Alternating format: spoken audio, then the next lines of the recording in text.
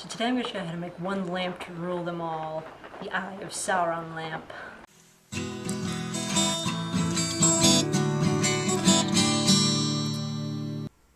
So I started with an old lamp that my grandmother was getting rid of, and I got 2 shades of orange paint, one kind of regular orange and then one kind of neon.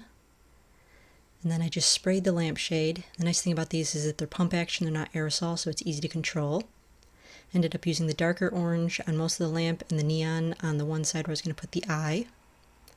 And so while that was drying, I painted the base black. You can add stones to the bottom to make it look more like a mountain if you want, but I just did it plain, just to give it a nice coating of black paint.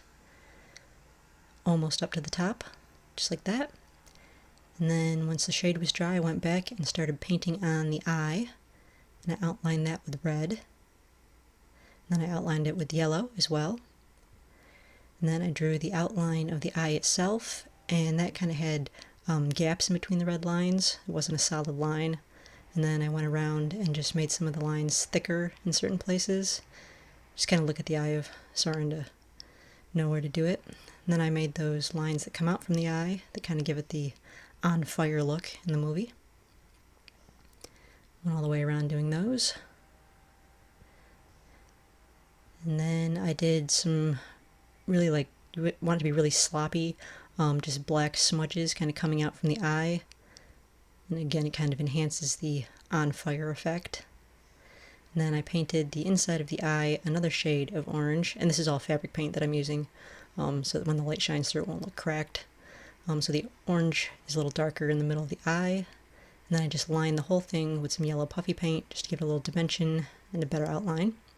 So here's the lamp so far, but we need one final touch. So I just took the one ring that I'd made for a previous tutorial, and I threaded a gold chain through that, measured how much I'd need to go around the lamp base, and then cut it off there. Then I just took a piece of wire, tied the ends together so they'd stay on, and hid that in the back. So my lamp has a one ring. One lamp to rule them all. One lamp to find them. One lamp to bring them all, and in the darkness light them.